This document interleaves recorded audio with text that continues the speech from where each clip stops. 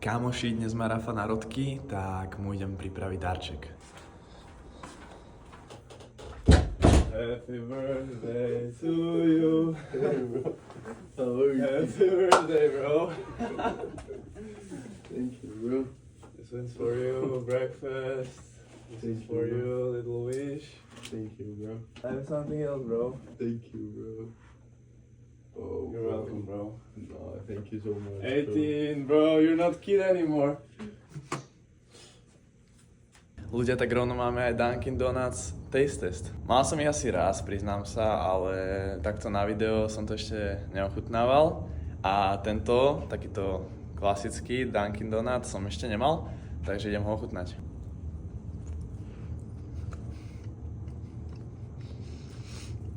Strašne veľa cukru. Akože je to dobré, ale strašne veľa cukru na mňa. Ešte v rýchlosti, že čo som pre neho vlastne zohnal alebo pripravil, tak takúto kartičku, všetko najlepšie, napísal som to po španielsky.